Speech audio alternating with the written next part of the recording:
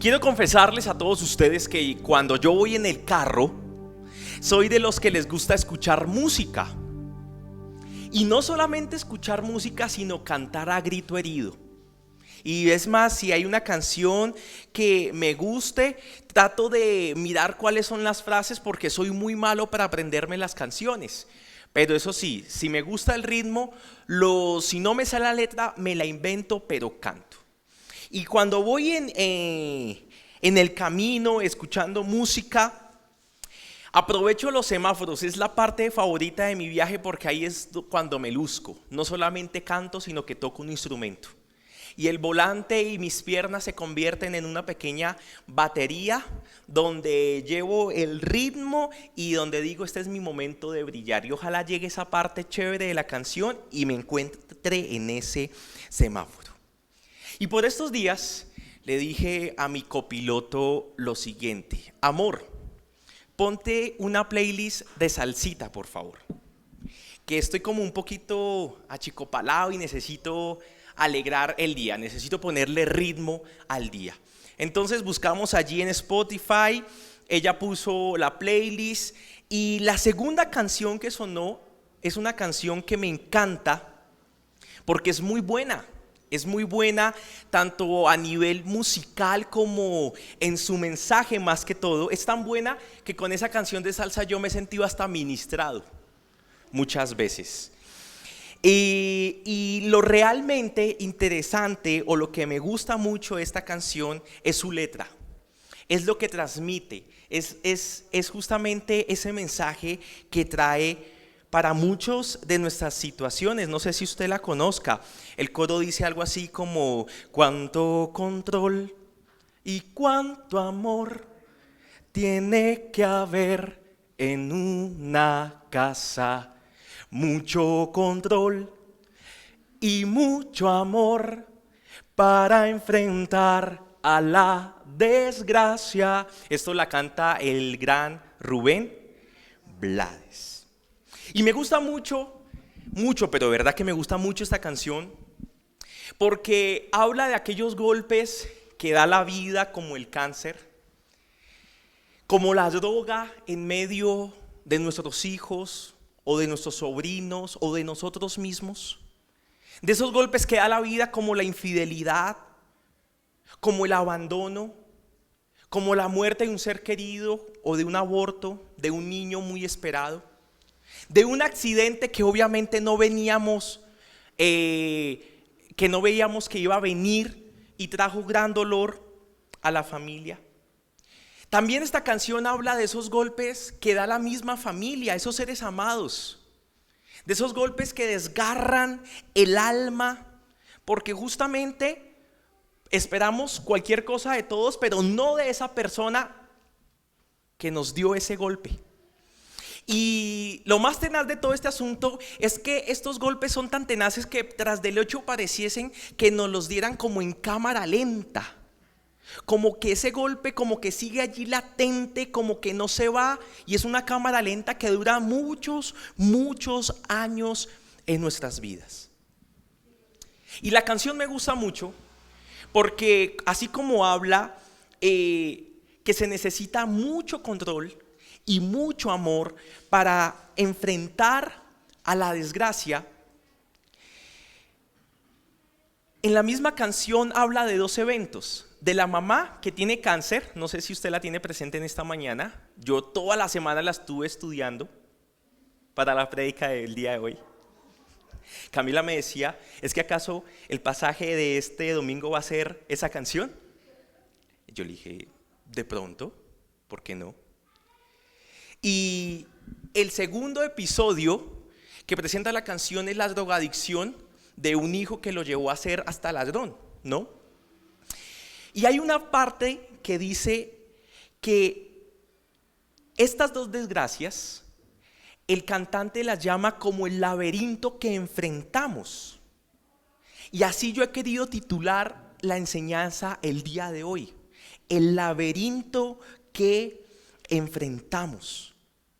Esos golpes que nos dan la vida, esas desgracias que tocan a la puerta de nuestro corazón, que tocan a la puerta de nuestras familias, que pueden llegar por cualquier circunstancia. Es más, mirando la palabra del Señor, Jesús dijo, y lo podemos ver en Mateo capítulo 10, versículo 34, lo siguiente: no crean que he venido a traer paz a la tierra.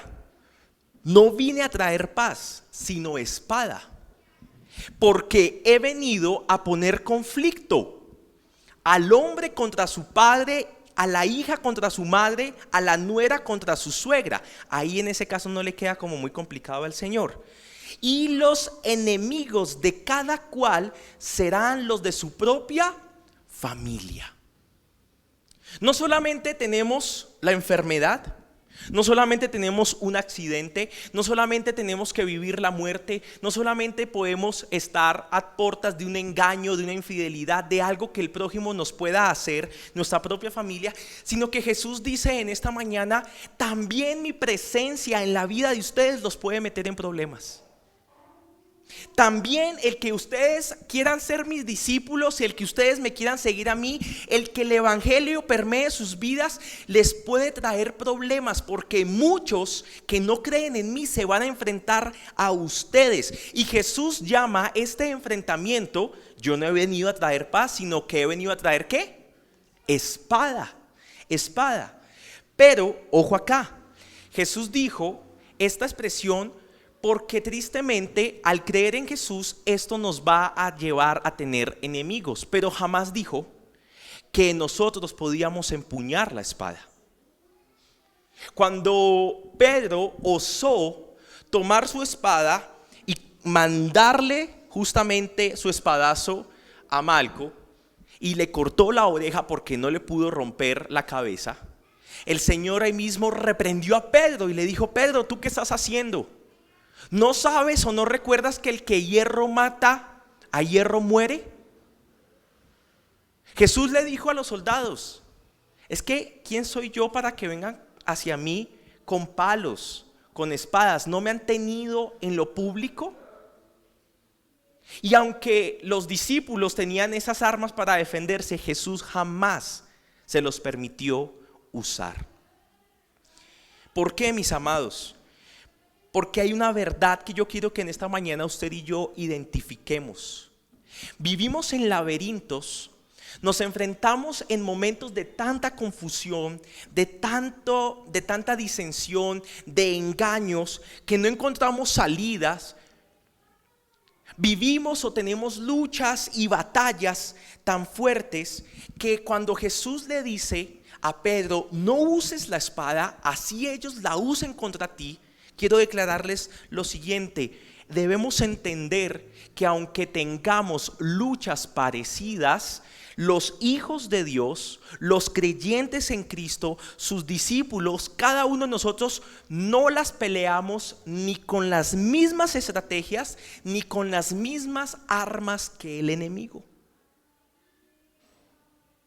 Los que no tienen esperanza, los que no tienen a Cristo en su corazón, se enfrentan a muchas cosas y tienen sus maneras de resolverlas, tienen sus maneras de sobrepasarlas, tienen su manera justamente de poder salir de ellas, tienen su manera de enfrentar en el laberinto en el que se encuentran.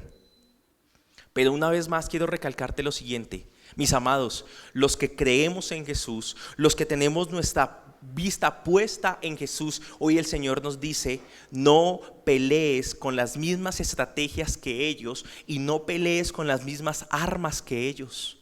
Recordamos lo que le dijo Zacarías al pueblo: no es con fuerza ni con ejército, sino que es ¿con qué?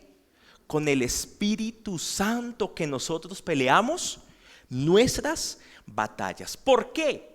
Porque si nosotros usamos la espada para pelear contra la espada, la misma espada se va a volver en contra de nosotros. Eso significa: al que hierro mata, a hierro muere.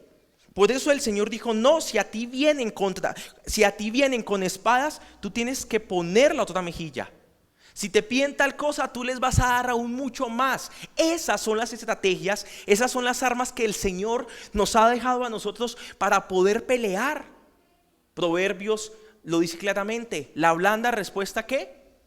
calma la ira. Esa es una estrategia bíblica que nosotros tenemos para no permitir que las disensiones, que las peleas, que los conflictos nos controlen, sino más bien nosotros podamos controlarlo.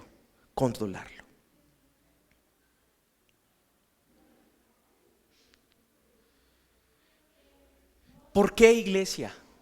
Porque nosotros en Jesús tenemos una luz diferente.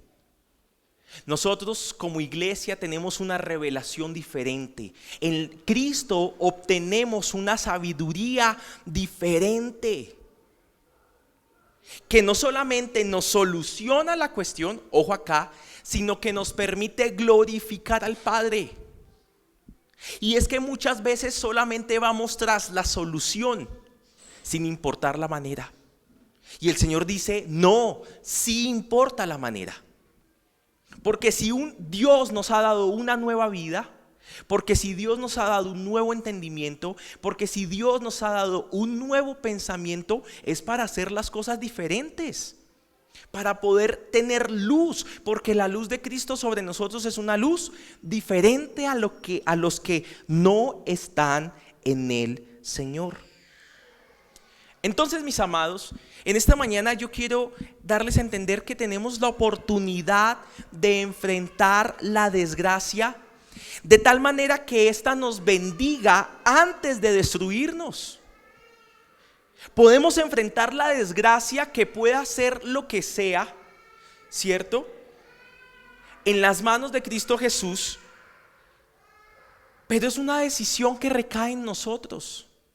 El vivirlo como Cristo quiere enseñarte a que la vivas, o como a ti mejor te parezca, teniendo como consejero la desesperación, teniendo como consejero la ansiedad, teniendo como consejero gente que no tiene temor de Dios.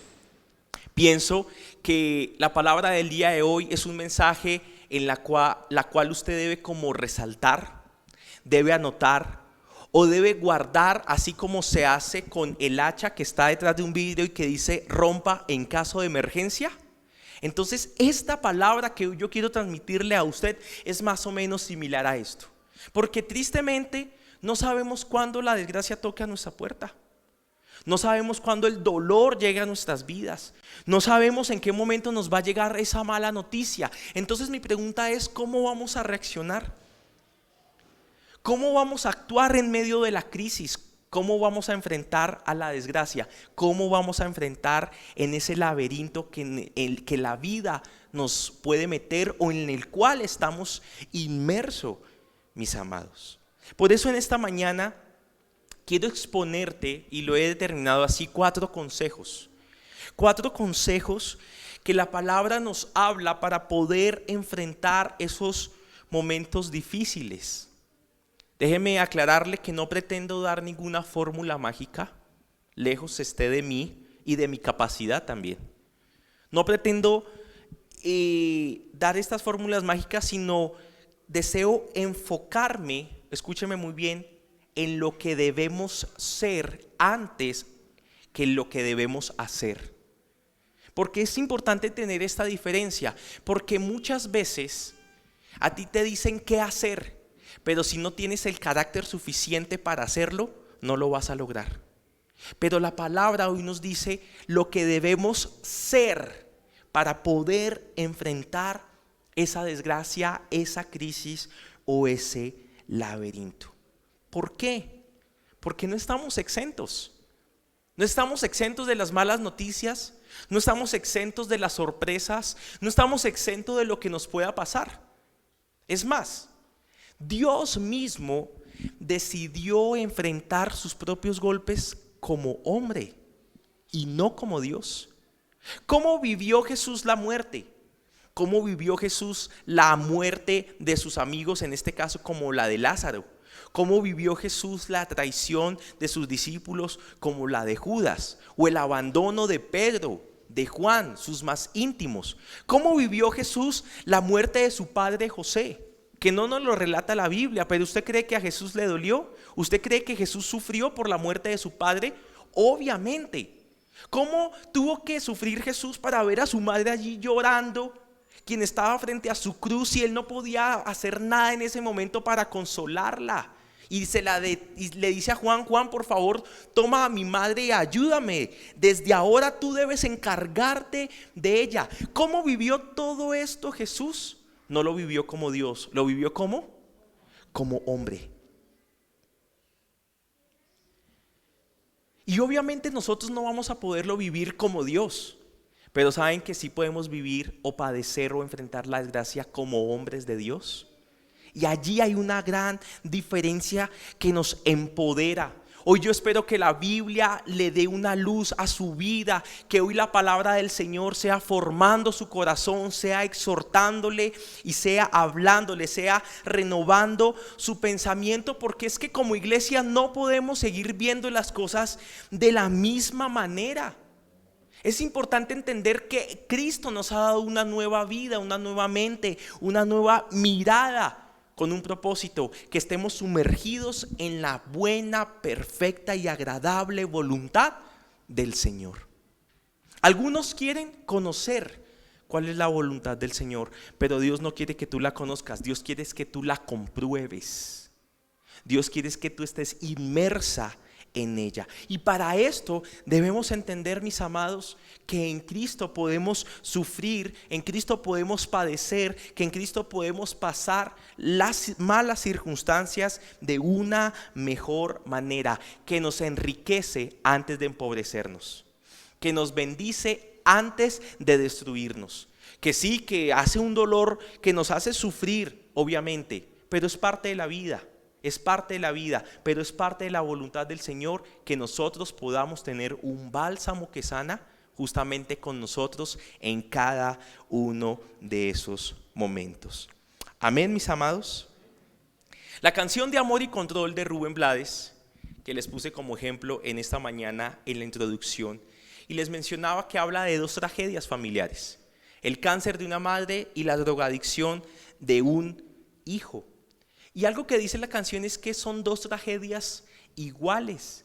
Y mire que cuando yo miraba estas dos tragedias familiares, me iba a la palabra del Señor y podía comprender que Jesús también en su familia enfrentó sus propios laberintos.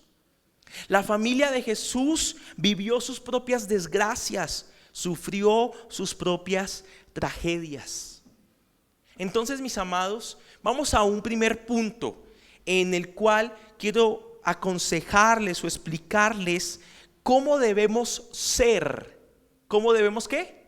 Ser en medio de la crisis. ¿Cómo debemos enfrentar ese laberinto en el cual de pronto no encontramos salida? Para tal propósito, por favor, abra su Biblia en Mateo capítulo 1, versículo 18 al 25. En sueños, un ángel del Señor y le dijo: José, hijo de David, no temas recibir a María por esposa, porque ella ha concebido por obra del Espíritu Santo. Dará a luz un hijo y le pondrás por nombre Jesús, porque él salvará a su pueblo de sus pecados. Todo esto sucedió para que se cumpliera lo que el Señor había dicho por medio del profeta: la Virgen concebirá y dará a luz un hijo y lo llamarán Emmanuel, que significa Dios con nosotros. Cuando José se despertó, hizo lo que el ángel del Señor le había mandado y recibió a María por esposa, pero no tuvo relaciones conyugales con ella hasta que dio a luz un hijo, a quien le puso por nombre Jesús. A quien le puso por nombre Jesús. Y este pasaje nos relata en primer momento, mis amados, la historia o la desgracia o el laberinto que estaba sufriendo José como hombre ante todo este acontecimiento.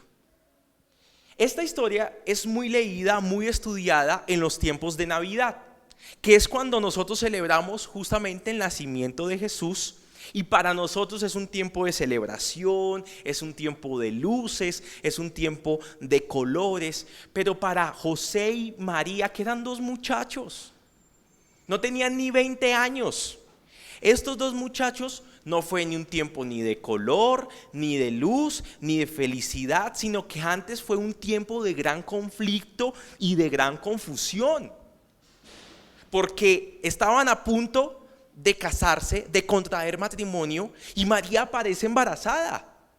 Imagínense el corazón de José al enterarse de esta noticia. Imagínense la pelea que pudo haber tenido con María. Imagínense la zozobra que tenía María de contarle esto que le estaba sucediendo pues a su esposo. Yo pienso que por José se pasó pensamientos de adulterio, de engaño. Y esto a su vez se pasó muchos pensamientos de muerte. ¿Por qué? Porque los adúlteros debían morir apedreados. Entonces, muy seguramente, el primer pensamiento de José es que María lo había engañado. Recordamos el pasaje cuando llega esta mujer semidesnuda a la presencia de Jesús y que la habían descubierto en el acto mismo del adulterio. Y que le preguntan a Jesús qué debemos hacer. La ley nos dice que debemos apedrearla. Entonces, ¿qué debemos hacer, Jesús? Pues el que esté libre de pecado, ¿qué? Lance la primera piedra. Entonces, si esto se hacía público, si esto se hacía notable, no solamente José iba a tener en su corazón la carga del engaño que supuestamente tenía de parte de María, sino que después, a pesar de todo, podía verla hasta muerta por la ejecución que podía tener esta mujer. Démonos cuenta que si José no hubiese pensado con cabeza fría, que si José no hubiese tomado las mejores decisiones, ese problema en el que él ya estaba inmerso se iba a convertir en algo peor. La desgracia iba a ser mayor. La rabia, la impotencia, la tristeza que pudo haber sentido José, la amargura, la ansiedad, la angustia que pudo haber sentido María en medio de todo este momento, fue un tiempo que trajo mucha oscuridad a la vida de José y de María. Una vida de pareja que era muy joven tras del hecho, inmadura. Hasta ahora muy posiblemente estaba pasando por sus primeros conflictos y no sabían lo que les corría pierna arriba al contraer matrimonio. ¿Sí? Pero entonces yo quiero que retomemos el pasaje y ante esta situación veamos cuáles fueron las decisiones que tomó José y por qué lo hizo. Primera, versículo 19. Dice que como José su esposo era un hombre ¿qué? Justo y no quería exponerla a vergüenza pública, resolvió divorciarse de ella en secreto. La primera decisión que tomó José fue no exponer a María a la vergüenza pública. No la iba a escarnecer por su infidelidad. La segunda decisión que tomó José en todo este asunto la vemos en el versículo 24. Cuando José despertó, hizo lo que el ángel del Señor le había mandado y recibió a María por esposa. La segunda decisión que tuvo este varón fue obedecer al ángel como mensajero de Dios y recibir a María, perdonar a María, entender la circunstancia. Le creyó al ángel, le creyó a María y la recibió como esposa. No la repudió y no la rechazó. ¿Por qué? Porque al María estar embarazada, también él se iba a exponer porque todavía no la había desposado. ¿Sí me estoy haciendo entender? En ese momento José no había tocado a María en ningún momento. Entonces él también se iba a ver involucrado en ciertos asuntos culturales de la época. Y la tercera decisión, mire esta decisión que toma José. Unos recién casados, ¿cómo le vamos a hacer esto a unos recién casados por amor a Dios? Pero no tuvo relaciones conyugales con ella hasta que dio a luz un hijo. Tengo unos amigos que se van a casar la próxima semana, como 8 o 9 años de noviazgo. Imagínense eso. Nos consta que se han guardado para el Señor 8 o 9 años. Y nos decía el varón, nos hemos guardado, no gracias a mí, es gracias a ella, porque por mí fuera hace rato. ¿Y qué tal casarlos a ellos y decirles, no pueden tener? No, eso es un sacrilegio. Eso es una falta de respeto. Y miren, quiero recapitular 3 decisiones, a mi parecer, asombrosas, maravillosas, poderosas, que no cualquier persona tomaría. Primero, no voy a exponer a María, me voy a ir en secreto. ¿Sabe cómo se llama eso? Amor y control. Amor y dominio propio. Segunda decisión, voy a recibir a María, así eso también me meta a mí en problemas. Tremendo. Tercer decisión, no voy a tocar a María hasta que ella no pase su embarazo. No sé cuántos meses habrá tenido María ya, pero muy seguramente, pongámosle unos 6 meses. Y mientras que ella tuvo su bebé y toda la cuestión, póngale que como mínimo, con el respeto que tenía José por María, 1 año sin conocer a su mujer. 1 año, póngale como mínimo a este hombre. ¿Qué podemos inferir de José? Que era un hombre que amaba, pero era un hombre que se dominaba a sí mismo. Él la estaba pasando mal. Él estaba pasando un momento muy intranquilo. Estaba en un laberinto, no sabía qué hacer. Aunque tomó muy buenas decisiones. Nosotros tristemente no nos parecemos a José. Porque cuando estamos en ese momento, lo primero que queremos es venganza. Lo primero que queremos es exponer. Lo primero que queremos es que conmigo no van a jugar. Eso es lo primero que vamos a hacer. Lo segundo, perdonar. Yo volver con esa persona, ¿a usted qué le pasa? Y lo tercero, ay, tras del hecho, no puedo estar. ¿Por qué José tomó esta clase de decisiones? Yo quiero que vaya conmigo a Gálatas capítulo 5, versículo 22 al 23. Versículo 22 al 23. ¿Nuestros amigos de internet ya están conectados? Es decir, que las personas que nos ven desde Rusia, Estados Unidos, España, ¿todos están conectados? Garagoa, Boyacá. Perfecto. En cambio, estoy en Gálatas 5, 22, 23. El fruto del Espíritu es ¿qué? Amor, alegría, paz, paciencia, amabilidad, bondad, fidelidad, humildad y ¿qué más? Y dominio propio. 9 elementos Pablo ha querido escoger para describir lo que es el fruto del Espíritu Santo sobre el hombre, sobre nosotros. Es decir, cuando una persona tiene al Espíritu de Dios con ella, es una persona que en su comportamiento, que en su pensamiento, que en sus decisiones va a demostrar estas 9 cosas. Pero déjeme decirle lo siguiente, ¿cuál es el primer elemento de la lista? Amor. ¿Y cuál es el último? Dominio propio. ¿Qué fue lo que tuvo José en el caso de María? Amor y dominio propio. Mire, y cuando yo entendía esto, podía ver que en José no solamente había amor y dominio propio, porque si tenía lo primero y tenía lo último es porque tenía ¿qué? El paquete completo. El paquete completo.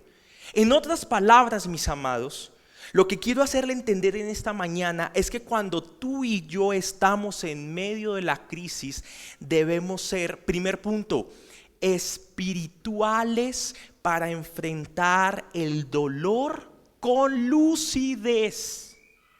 No dejes que la desgracia, no dejes que la tristeza, no dejes que la calamidad nuble tu visión, nuble tu capacidad de decisión para salir del laberinto y no para perderte más en él.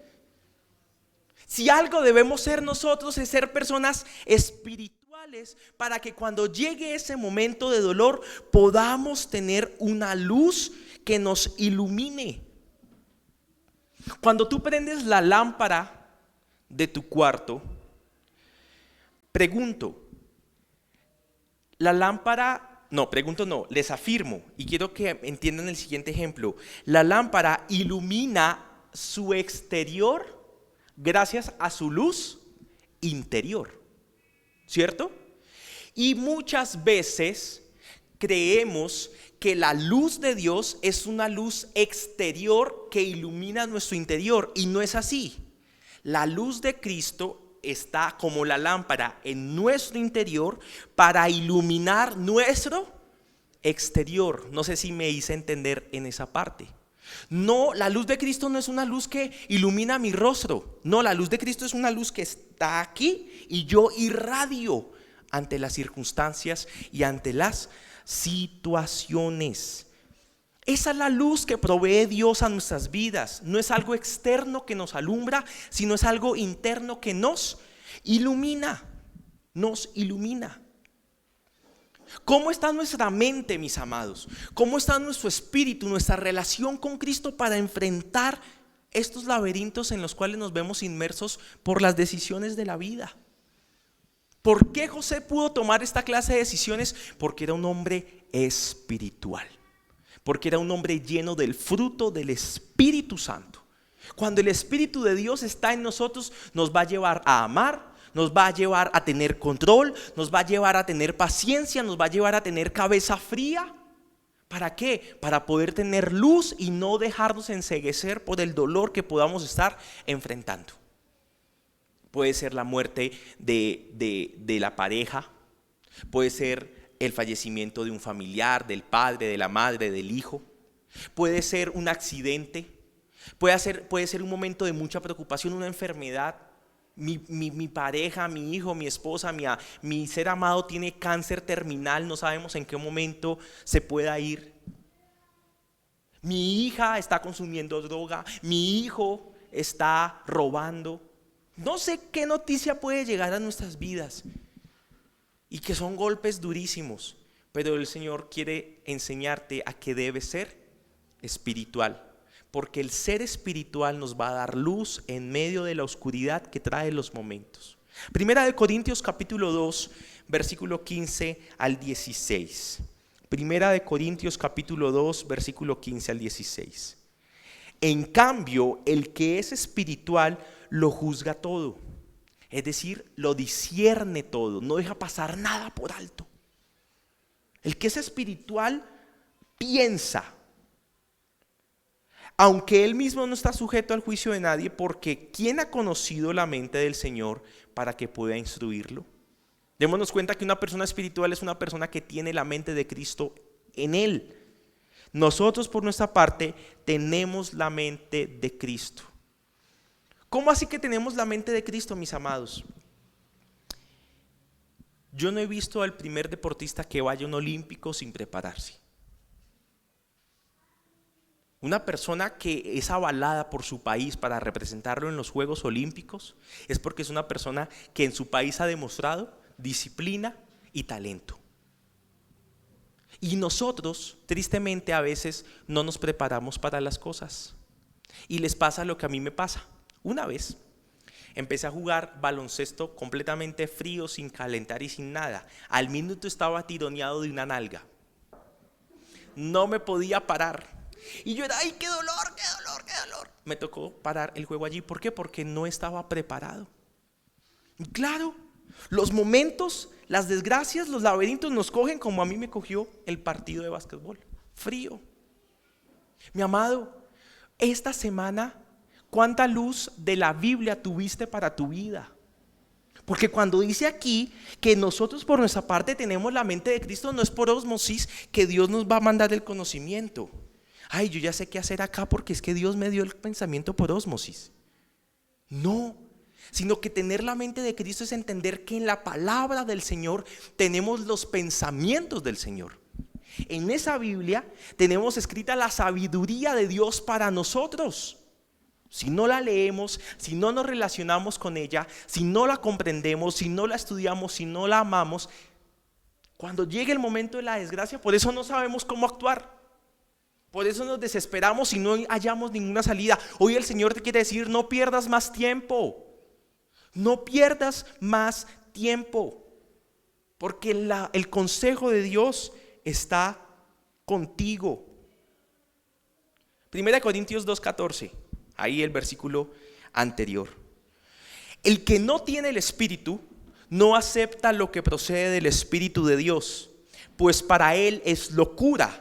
No puede entenderlo porque hay que discernirlo espiritualmente. Muchas veces he escuchado que María fue escogida por su pureza, que María fue escogida por su integridad, que María fue escogida por su juventud, que María fue escogida por muchas razones. Fue escogida porque era descendiente del linaje de David. María fue escogida porque era una mujer íntegra, era una mujer que estaba dispuesta. Pero María no fue una mujer perfecta. ¿María tenía pecado? Sí, María tenía pecado. María también fue escogida por gracia. Pero sabe que pienso yo, que una de las mayores razones por las cuales María fue escogida es porque María era la esposa de José.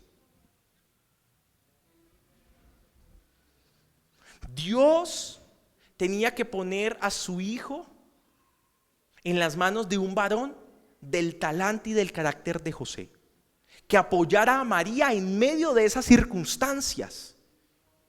Entonces, también podemos ver, según la genealogía, que José también era descendiente de David. O sea, por partida doble, Jesús es, como dicen los salmos, hijo de David, como dicen los profetas, hijo de David. ¿Por qué? Porque era descendiente de ese reino que era para siempre. La palabra de Dios dice, Dios le dijo a David que le iba a dar un reino para siempre. ¿Por medio de quién se lo cumplió? Por medio de Jesús. Lo contrario a ser un hombre espiritual es a ser un hombre carnal. Nosotros tenemos emociones y tenemos sentimientos que en la bravura, que en el momento de la explosión, en el cual tú estás airoso, tú estás caliente, tú estás en ese momento que te acabas de enterar, o estás muy triste, estás muy deprimido, sea la emoción que te produzca esa desgracia, ese laberinto. Nosotros debemos entender que el Espíritu Santo tiene control sobre nuestras vidas. Pablo lo dijo: no tomes mucho vino porque en el vino hay disolución. Otra palabra, no tomes mucho vino porque si tomas mucho vino te vas a emborrachar y vas a perder el control de ti mismo. Más bien, sed lleno del Espíritu Santo. ¿Qué es lo que nos está diciendo aquí Pablo? Que en vez de ir al vino a ahogar las penas, vayamos al Espíritu Santo para que si necesitamos que algo nos controle, no sea donde hay disolución, sino que sea el Espíritu de Dios, que nos va a llevar a cantar himnos, a cantar salmos, a entonar canciones en medio de la tragedia. Porque como les decía hace poco, muchas veces vamos tan solo tras la solución, tras la salida del laberinto, sin importar la manera. No, para Dios la manera es importante. Por eso, así como vamos caminando para encontrar la salida, al mismo tiempo vamos agradando al Padre para que Él sea glorificado en nosotros, iglesia. ¿Amén o no amén? Claro, el mundo necesita ver esa luz. El mundo necesita ver la sabiduría que tú has adquirido en Cristo, el amor que el Espíritu de Dios ha puesto sobre tu vida. Debemos enfrentar la crisis de una manera espiritual. ¿Y cómo llegamos a este punto? Esto es un punto en el cual se llega caminando con Dios. No se logra en una prédica, no se logra en una enseñanza. ¿Por qué? Porque necesitamos diferentes experiencias para ir purificándonos, para ir perfeccionándonos, para ir ciertamente mejorando en ese sentido, porque en cada situación el Señor nos permite aprender algo nuevo de Él y también nos permite conocer algo nuevo de nosotros, porque hay momentos en que decimos, yo no sabía que yo era capaz de hacer tal cosa. Muchas personas que están en la cárcel por asesinato han matado solo una persona en su vida y nunca se enteraron que era capaz de matar a alguien. En un momento de arrebato, de furia, de ira, lo hicieron. ¿Cómo debemos enfrentar la crisis, mis amados? Debemos hacerlo de una manera espiritual, para que el dolor no nos enceguezca, sino que tengamos lucidez. ¿Amén o no amén? Estoy preocupado. Me quedan 10 minutos y son 4 puntos. Segundo consejo.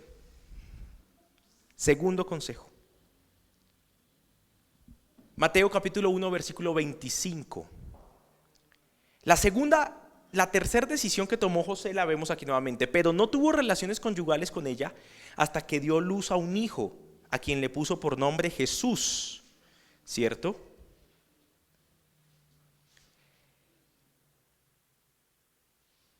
¿Por qué? ¿Qué hubo en José para tomar esta clase de decisión? ¿Por qué José decidió no conocer a María sexualmente?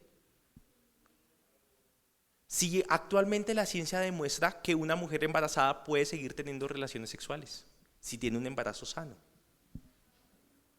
¿Por qué José toma esta decisión si José ya era el esposo, desposó a María? ¿Por qué? ¿Sabe por qué? Por una razón, porque José era un hombre sensible a lo que estaba sucediendo. José no se dejaba llevar ciertamente por su ímpetu, sino que él estaba entendiendo y comprendiendo lo que estaba sucediendo con su esposa, lo que se estaba gestando en su vientre, la responsabilidad que él había tenido, y él no quería tocarla. Obviamente también una de las razones teológicas es que María no conoció hombre hasta que no tuvo a Jesús, porque obviamente Jesús era proveniente del Espíritu Santo y no de la semilla de un hombre. ¿Por qué José estuvo en sintonía? ¿Por qué fue sensible a esta situación? Porque José era un hombre que estaba en sintonía con Dios. ¿Por qué José fue sensible en esta circunstancia? Porque él estaba en sintonía con su esposa. No estaba ensimismado. Era atento, poniendo el pecho, estando al frente de la situación. Por eso le vuelvo a decir que si María fue escogida por Dios, es también porque era la esposa de José. José trataba a su esposa como a vaso más frágil, como nos enseña 1 de Pedro capítulo 3 versículo 7, que debemos tratar a nuestras esposas. ¿Por qué? Porque el espiritual, como ya lo vimos en el primer punto, domina y somete sus pasiones en todo aspecto y en toda circunstancia, mis amados. Nuestras pasiones no solamente son pasiones sexuales, tenemos temperamentos fuertes, temperamentos que nos llevan a ser fúricos o a callarnos, a gritar o a aislarnos o a vengarnos. Sea cual sea, nuestro carácter nos va a llevar a temperamentos pasionales. Pero hoy la palabra del Señor una vez más nos lleva a mirar cuál es la sensibilidad que tenemos de parte de Dios para actuar. Si nosotros no somos sensibles con la persona que nos acompaña, podremos ser comprensibles ante la situación. Para poder comprender lo que nos está sucediendo a nuestro alrededor, debemos ser sensibles. Y ese es el segundo punto. En medio de la crisis debemos ser sensibles para enfrentar el malestar con comprensión. A veces la misma insensibilidad no nos permite ser empáticos con la tragedia del otro. No nos permite realmente ver la desdicha que está viviendo nuestro hermano, nuestro padre, nuestro amigo, nuestra pareja, nuestros papás. Por eso es que a la altura de hoy hay padres que siguen luchando con sus hijos. Hay padres que oran por sus hijos.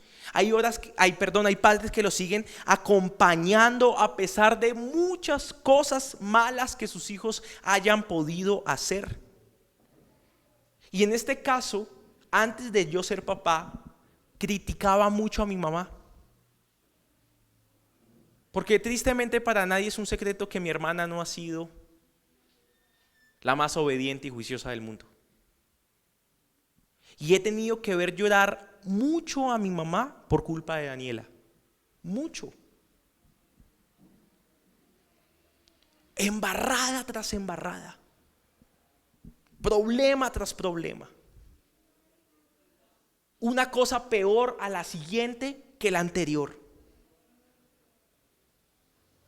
Yo le decía, deja de llorar, despréndete, muere a Daniela, o si no un día de esos te va a matar.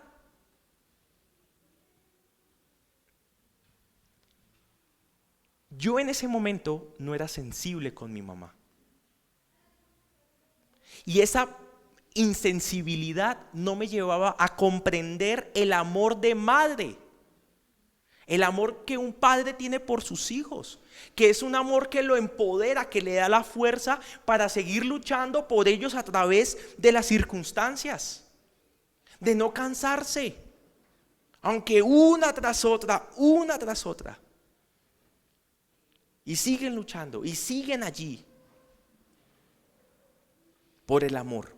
Y solamente lo vine a entender cuando ¿qué? Cuando fui papá. Cuando veo a mi Josué y veo a mi Matías. Y cuando yo escribía esta prédica, yo volteaba a mirar y en la silla estaba Josué. Y yo decía, ay Señor, que Josué no me saque canas, por favor. Pero yo me decía a mí mismo, es verdad, yo por Josué y por Matías haría lo que fuese. En cualquier momento, hasta viejo, hasta morirme, haría todo por ellos. ¿Los papás se identifican conmigo? Eso es una fuerza que da el amor, Y cuando nosotros somos insensibles no vamos a ser comprensivos.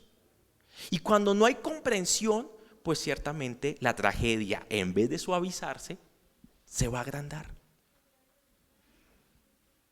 Por eso, mi amado, ahí sí cabe la famosa frase, debemos ponernos en los zapatos del otro, tratar de comprender, de entender, de no lanzar cuestionamientos a priori, de no juzgar, de no criticar.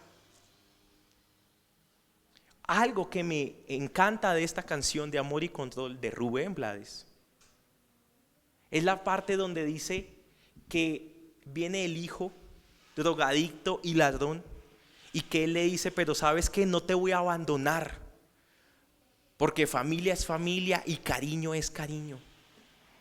Yo decía, Señor, ¿será que esto es bíblico? ¿Será que esta canción es bíblica? Y déjeme decirle que Jesús no se cansa con nosotros, porque familia es familia y cariño es cariño. Y no crea que yo no lucho con esto.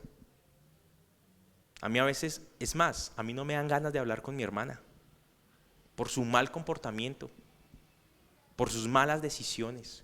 No me dan ganas.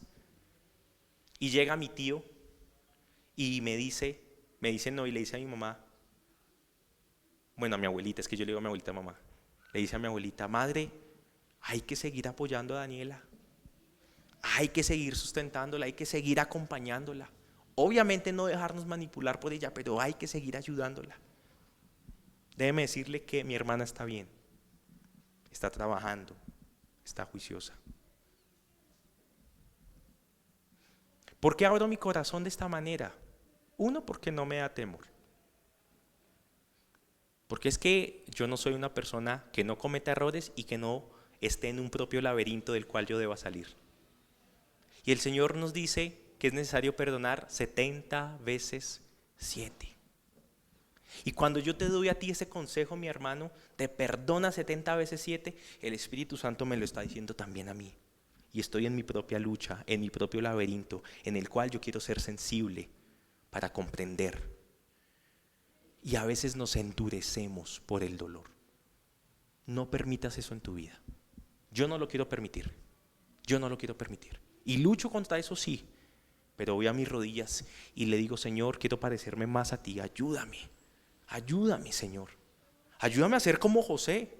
Admiro a José hasta lo alto. Qué hombre para tomar decisiones tan sabias, tan llenas de amor, tanto control sobre su vida y sobre sus decisiones. Entonces, mi amado, En medio de la crisis debemos ser ¿qué? Sensibles para enfrentar el malestar con comprensión. Pero María también tenía su propio laberinto. Lucas capítulo 1 versículo 26 al 38.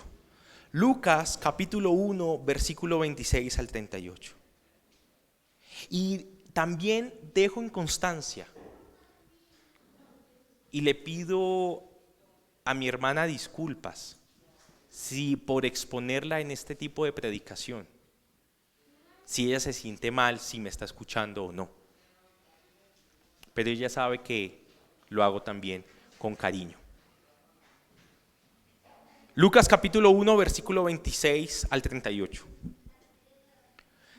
Amén. A los 6 meses, Dios envió al ángel Gabriel a Nazaret, pueblo de Galilea, a visitar a una joven virgen comprometida para casarse con un hombre que se llamaba José, descendiente de David. La virgen se llamaba María. El ángel se acercó a ella y le dijo: Te saludo, tú que has recibido el favor de Dios, el Señor está contigo. Ante estas palabras, María se perturbó y se preguntaba qué podría significar este saludo. No tengas miedo, María. Dios te ha concedido su favor, le dijo el ángel. Quedarás encinta y darás a luz un hijo y le pondrás por nombre Jesús. Él será un gran hombre y lo llamarán Hijo del Altísimo. Dios del Señor le dará el trono de su padre de David y reinará sobre el pueblo de Jacob para siempre. Su reinado no tendrá fin. ¿Cómo podrá suceder esto?, le preguntó María al ángel, puesto que soy virgen. El Espíritu Santo vendrá sobre ti y el poder del Altísimo te cubrirá con su sombra, así que al santo niño que va a nacer lo llamarán Hijo de Dios. También tu pariente Elizabeth va a tener un hijo en su vejez. De hecho, la que decían que era estéril ya está en el 6º mes de embarazo, porque para Dios no hay nada imposible. La respuesta de María: aquí tienes a la sierva del Señor, contestó María, que Él haga conmigo como me has dicho. Y la cualidad o característica que quiero resaltar de María en medio de su afrenta, en medio de su situación, dice la palabra que ella se sintió perturbada, se sintió angustiada. Yo pienso que en ese momento a María le pasaron miles y miles de pensamientos. ¿Qué va a decir la gente? ¿Qué va a decir José? ¿Cómo van a ser los dolores? ¿Cómo van a ser las náuseas? Una cantidad de cosas que María pudo vivir como mujer. Estaba en su predicamento, estaba en su laberinto. Pero ¿cuál fue la respuesta de María y amada iglesia? He aquí la sierva del Señor. Y la característica que quiero resaltar de María es justamente la abnegación. ¿Qué es la abnegación? Es la virtud que tienen algunas personas de sacrificar sus propios intereses y sus propios deseos con el fin de ayudar a otros, con el fin de mostrar favor a otros.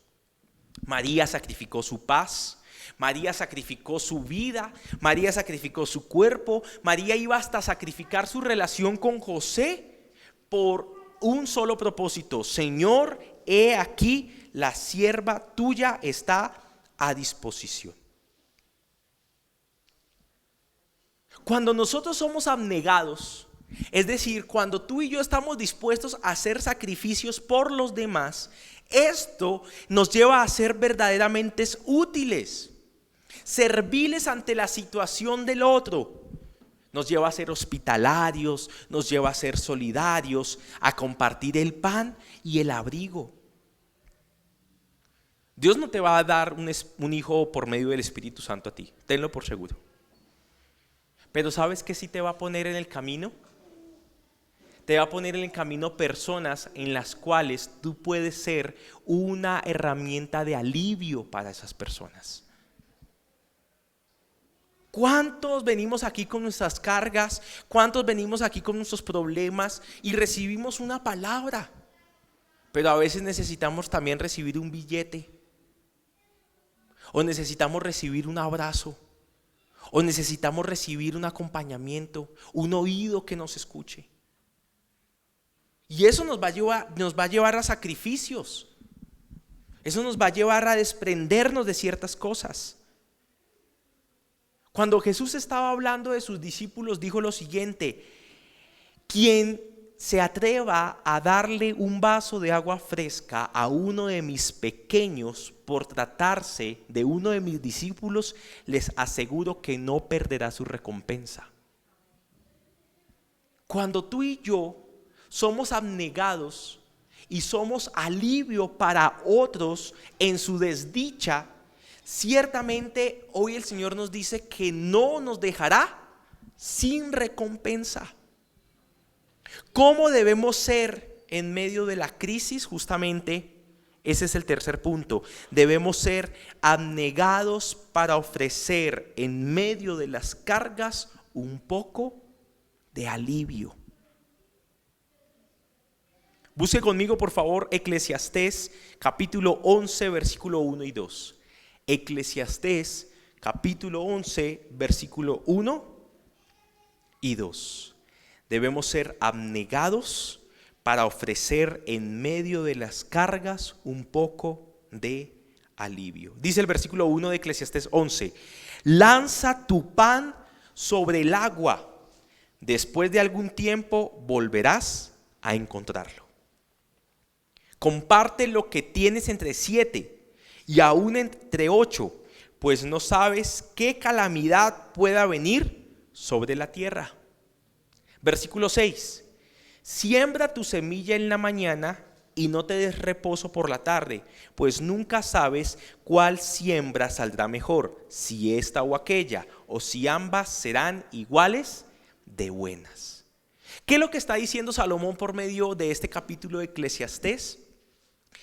Algo parecido a lo que dijo Jesús en Mateo capítulo 10, y es lo siguiente, mis amados: todo lo que tú siembres, eso es lo que vas a cosechar.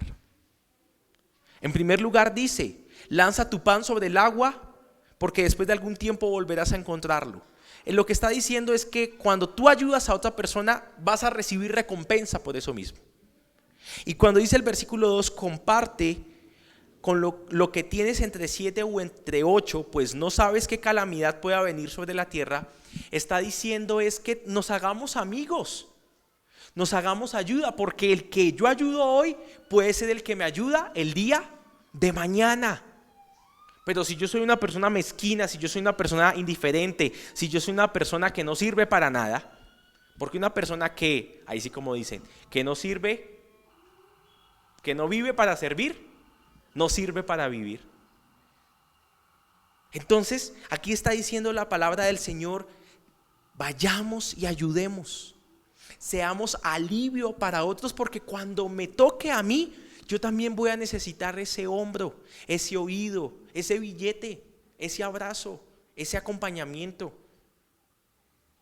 A mí me han llamado, Daniel, necesito este favor, lleve a tal persona al médico. Y son las 2 de la mañana y he salido con gusto. Me ha pasado 2, 3, 4, 5 oportunidades. Qué bueno que cuando sea yo pueda llamar a alguien de confianza y decir: Julián, por favor, venga, recójame que estoy enfermo. En la bicicleta. Pero claro, mis amados, porque todo lo que sembramos vamos a cosecharlo, lo dijo Pablo: no nos cansemos de hacer el bien. ¿Amén o no amén? Cuarto y último punto, regálenme por favor 5 minutos. Cuarto y último punto, Lucas capítulo 1 versículo 45.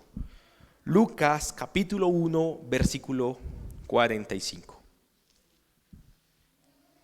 Dice la palabra del Señor: dichosa tú que has creído, porque lo que el Señor te ha dicho se cumplirá. Cumplirá. El cuarto punto lo he llamado de la siguiente manera: en medio de la crisis debemos ser creyentes para permanecer en pie en medio de la tormenta. Dichosa tú que has creído, porque lo que el Señor te ha dicho se cumplirá. En medio del laberinto, en medio de la desgracia, en medio de la desdicha, podemos sufrir pérdida. Podemos dejar muchas cosas atrás que no queríamos dejarlo, que no debíamos hacerlo tampoco. Pero hoy hay algo que hoy el Espíritu Santo te dice que está en ti. Y es que, mis amados, en medio de la tormenta, nosotros lo último que debemos perder es la fe. Porque si algo que caracteriza a la verdadera iglesia de Jesús es la perseverancia de los creyentes. Cuando viene la desdicha, cuando viene la preocupación, cuando viene la desgracia, cuando viene ese laberinto y nos podemos caer, dice la palabra del Señor que Él nos va a levantar. Y nos anima y nos dice: manténganse firmes. Y se lo dijo a sus discípulos: un hombre construyó su casa sobre la roca.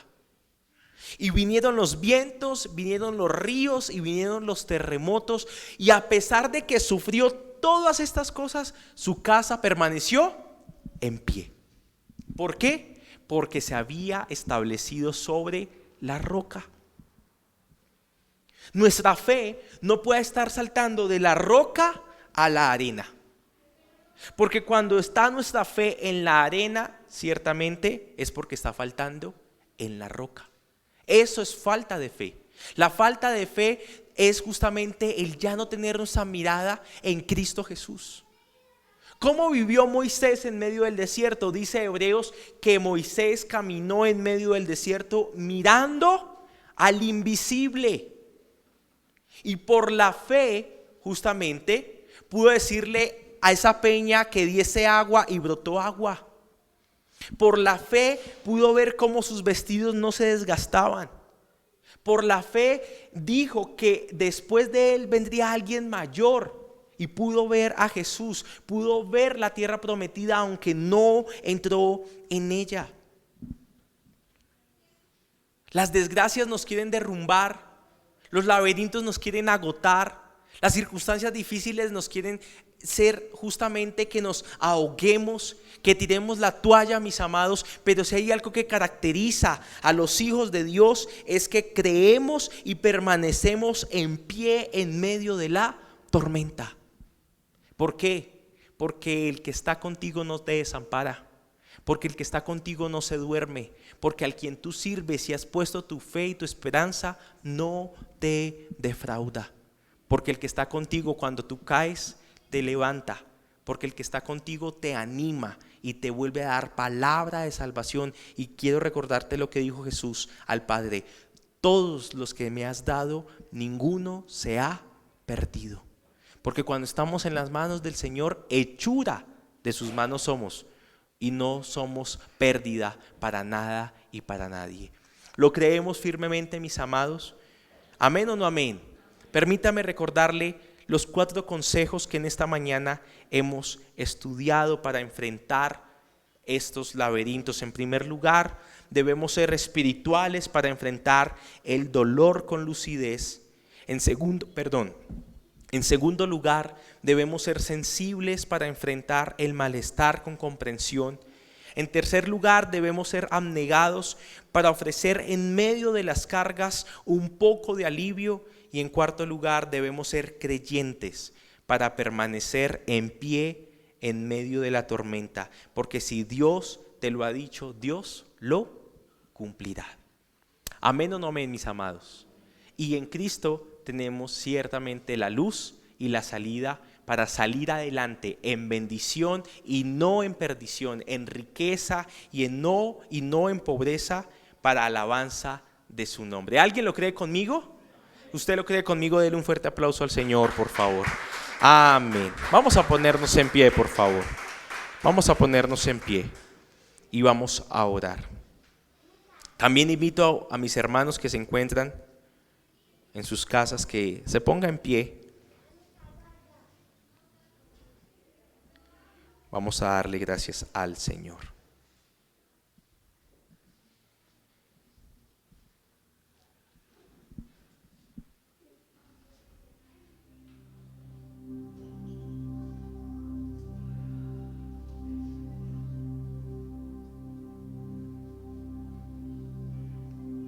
Padre,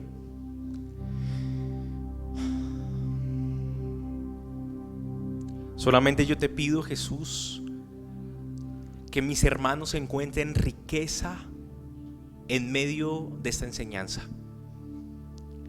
Clamo por ellos para que la sabiduría no les falte en tiempos de necesidad. Clamo por ellos para que la fe en sus corazones sea inquebrantable, Jesús, y que en toda decisión que tomen, en toda palabra que emitan, aún en todo pensamiento que tengan, Señor, tengan el firme propósito de darte gloria, honra y honor. Señor Jesús, porque tu palabra nos enseña que tú honras a los que te honran, que tú bendices a los obedientes, que tú te complaces, Padre, en los de buen proceder. Te pido en tu nombre que hoy tú nos hagas hombres espirituales como José. Señor, que nos hagas hombres y mujeres sensibles como este varón, Señor Dios, ante las circunstancias. Que nos permita ser abnegados, sacrificiales, Señor Dios, para nuestros hermanos y ayudarles en sus momentos difíciles. Padre, y que nuestra fe permanezca a través de los tiempos, que antes bien se fortalezca y se purifique como el oro cuando pasa por el fuego. Que así sea nuestra fe cuando pase por el fuego, que cada día sea más pura y más valiosa para nosotros. Hoy, Señor, te pido tu luz para que seas iluminando, Señor Dios, los corazones, para que podamos ver esa luz, Señor Dios, allí en la salida. Que la desgracia, Señor Dios, que toca a las puertas de nuestras vidas, Padre, sea un momento para bendecirnos y no para destruirnos como inicialmente de pronto es su objetivo, Jesús. Pero, Señor Dios, cuando estamos en aflicción, cuando estamos en dificultad, tu palabra dice que podemos alzar nuestros ojos a los montes, que podemos golpear muchas puertas, pero que nuestro socorro proviene de ti. Señor Dios, que nuestra seguridad proviene de ti, que nuestra confianza proviene de ti. Padre, yo quiero darte gracias, Jesús. Levante conmigo sus manos, iglesia, y dígale al Señor en qué debe ayudarlo, en qué quiere que lo ayude. Ponga delante del Señor su carácter y dígale: Señor, ayúdame en mi comportamiento, en mi modo de proceder, ayúdame en mi pensamiento. Ayúdame a salir de este laberinto, Padre, de esta desgracia, de esta desdicha, de esto difícil que estoy viviendo. Ayúdame a tomar las mejores decisiones, a darte gloria y honra y honor, porque debemos buscar primeramente el reino de Dios y su justicia, y todo lo demás vendrá por añadidura. Espíritu Santo, sopla de tu revelación. Sopla de tu revelación sobre los corazones en esta mañana. Yo clamo, Jesús, por ellos. Te pido por nosotros, mi Rey. Ven, Espíritu Santo, y llénanos de ti. Contrólanos tú. Danos de tu amor, de tu dominio propio, Jesús. Danos la paciencia, la perseverancia, la mansedumbre, el gozo para poder continuar en esta vida, no con las estrategias o con las armas del hombre, sino contigo, porque no es con fuerza ni con ejércitos, sino es con tu Santo Espíritu, Señor Dios. Padre, te ministro para que tú caigas sobre nosotros, para que tú nos llenes, para que tú permanezcas sobre nuestras vidas y nos des más de ti, Señor Dios. Llévanos a escudriñar tu escritura, llévanos a entrar en oración, llévanos a no desconsolarnos, Padre, porque tú limpias toda lágrima y en ti tenemos grandes y enormes propósitos. Gracias yo te doy en esta mañana por tu pueblo y por tus hijos, en el nombre poderoso de Jesús. Amén, amén y amén.